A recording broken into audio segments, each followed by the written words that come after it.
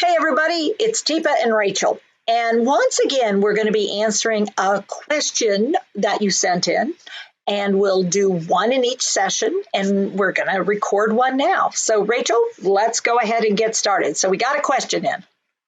What a minute. Well, we did get a question. Yes, we did. So this question, the mother is living with moderate to late stages of frontotemporal lobe dementia, possibly Alzheimer's. As things are progressing, especially at nights, but not limited to nights, they're becoming difficult with crying and proper sobbing and shouting. So they're wondering, how can we settle her? And she doesn't seem to know why she's crying, or maybe she can't say. She does still speak some, but she's limited and stutters. So how do we offer comfort and how do we help her? Okay, so I'm hearing some different things, so I want to make sure I'm answering accurately. So I'm going to give you two scenarios because one, if we're not clear, the problem is whether she's able to communicate her distress, but she's clearly in distress, whether it's physical distress, emotional distress, spiritual distress, social distress, and we're pretty sure it's an accurate distress state. And it didn't just seem to come out of nowhere. It seems like it's related to a sense of loss or loneliness or fear or maybe anger, something. It feels like it's really coming from a place of emotion. Then we do want to look at comfort measures that we think might be helpful because they've been before or they're new ones. And so often in FTD, what we'll look for is compression, applying some additional wrapping or cuddling or a weighted blanket or giving a deep proprioceptive hug, rocking, swaying. Warmth, sometimes for some people, is also the forward and back motion can be a comfort. But if it doesn't, like it truly feels like this emotion is coming, where is this coming from? Because it comes on suddenly, it just sort of like pops up and then it goes for a while and then it's gone, but there's not an upping and downing or something like that. That tends to classically be associated with vascular dementia, but it can happen in FTD when the core of the brain gets more involved. And unfortunately, the core of the brain, the amygdala area or the reticular activating, is sending signals of distress, but the brain is going, what the heck? What am I supposed to be? I don't even know what I'm distressed about. So I'm crying, but I don't actually, if you say, what's wrong? I don't know, nothing, I'm fine. Or, I don't know. And truly, it seems like, there's nothing wrong. We've checked this, we've looked at that, we've evaluated that. I'm wondering if, and then this is the other strategy. And what you do is you say, I'll be back. And you step away and you give it a pause. And the pause can be relatively short, like 30 seconds, a minute. You may want to give it a little longer if this doesn't work, but I wouldn't give a real long pause. It's just like 30 seconds to a minute. Because what I don't want is to escalate and reach wailing proportion because it's hard to come back down off of that. Then what I'll do is what I'm doing during that 1 minute or so is gathering something that I know brings comfort, classically brings comfort to the person.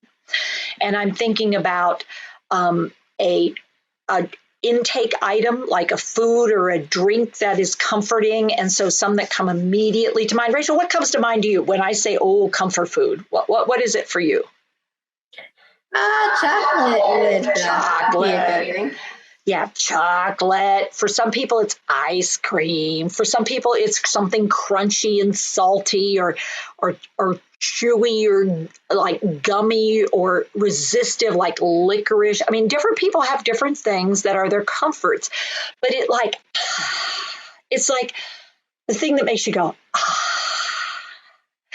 and it really does satisfy the chemical need right then of that human being. So it could be something to eat. It could be something to drink, a comfort thing to drink. So a Coca-Cola for some people, or Pepsi-Cola for some other people, or Dr. Pepper. or a Sprite, or maybe a hot chocolate, or iced tea, sweet iced tea, or whatever it is. Or coffee. Or coffee. What? Me? Yes. Yeah, you. Me. Yeah, coffee. Little milk if you're going to bring it. But that And thing where you big one. make it big. Yeah. Or maybe it's something tactile. So I try to figure out what it would be, and I want to present it visually, right at arm's reach in center field. But before that, if the person's been crying and they're snotty and sobby, I will say, here's some Kleenex, blow your nose. In a very practical way. I'm not feeding, it's just a very neutral sort of knock. Hey, Rachel, here, blow your nose. I've got something for you. Oh. So it's a do this, I've got something. So it's really what we call that transition. So it's a transition, but I'm giving you something to do, hopefully to get rid of a lot of snot and tears if you're doing that. And if not, I won't do it if you're not snotty and teary. But if you are, it's sort of like cleaning you up and then go, here you go. And I'll hold out the thing that I think you might be drawn to, because what I want to do is trick your amygdala. It really is a trick, tricking your amygdala to letting go of that emotion and finding a new one. And I know that this usually brings you pleasure or comfort. And so I'm going to go with it. So it could include the aromatic with the popcorn. So I might want to pop the corn or, throw a chocolate chip cookie in the microwave for a few minutes till it warms up and it smells really good and melty. And yeah, so I can see Rachel's face. Did you see Rachel's face? I saw it right away. Or I have my cup of coffee and it's nice and warm, or hot tea or whatever it is. Or, oh, look what I found. She likes you. She needs a hug. Aww. Aww. And so that went to aww. Okay, now, what I would be cautious of is live animals, because I don't know for sure how the person is doing right in that moment. And I don't want to present them with something that might be difficult for them to manage or for the animal to manage. And if the animal particularly isn't excited about the opportunity. We could also try something like a video. For some people, it's a video or a show or something they can see or look at. But, Maybe music. Maybe music. Yep. Picking up a beat. Something is like, oh, Rachel. And particularly, I'm showing the dance, sort of the dance move. Just see if I can move to a different place. Because at that point, I don't have the solution of what's causing that. But if I can get the brain to go to a different place, the brain is in a different place. And if she goes there and she hangs out there, he hangs out there, check. It may not last long, but it's a break from the other element, which is the distress state. So those are the two options I would look at. Rachel, anything you can think of that we should add in or bring up? Well, I was trying to think. I could see where if someone was watching this, that they would go, yeah, but I mean, I could do that, but she won't kind of fall for that. She won't go for that. And I'm wondering, what do you do if there isn't an immediate, oh, I like that, or oh, I like the cookie? It's kind of like, no. Yeah, she doesn't want you. No. No, not worth it. Yeah. She really could use just to let it go. You get it all. You take it all. I take it all. Yeah, it's not working. All right. Here you go. You take it all. You take this. I'm going to leave. I'm getting out of here because I take it all. I'm going to leave this with you. Take it all. You get it out. You just get it out. I'm going to get out. I'm going out. I'm leaving.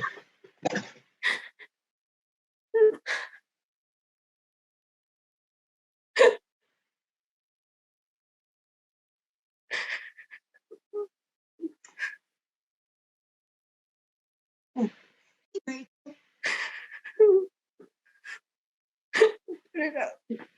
You get it out. You get it out. You get it out. You need to get it out. Get it out. All right, come on, let's get out of here. Get it out. Come on, let's get out. Get it out. Let's get out. Because sometimes I do have to come back because she is sending me a message. Getting messages can be really tricky. So get out. Okay. Does she have a bowel problem? Does she have a bladder problem? Does she have word problem and she can't get it out? I mean, so that message, get it out, just get it out. It may not be for me. It may be that she's telling herself, you got to get it out, but she can't figure out how to do it. And it's really a frustrating place to be. So come back in. I'll say, come on, let's get out. And maybe she just wants to move. I won't know if I'm not willing to explore. But to think I can solve it one time and it's solved is like, well, I wish her brain were just broken in one little spot. When I put the Band-Aid on, it's all better. But if we're talking mid to late state, you are trying to sort through a lot of different things. Is it emotional? Is it physical? Is it physical and emotional?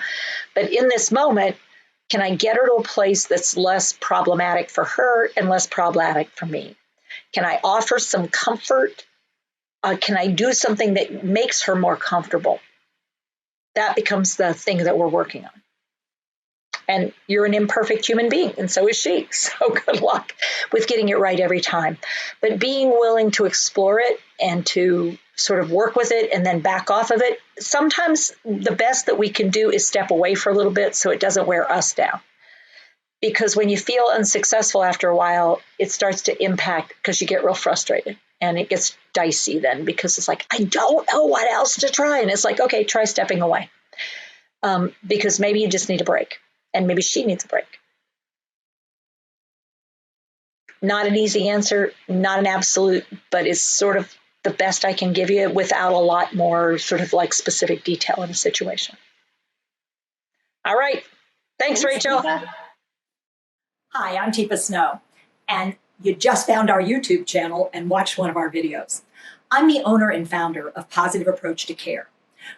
Thanks for watching. And if you liked, if you have a comment about, or you would, please share it with people you know. Oh, and if you haven't yet done it, consider subscribing. We'll let you know when the next new video comes out. And you might want to visit our website, www.teepasnow.com, where you'll find other resources as well. See you there.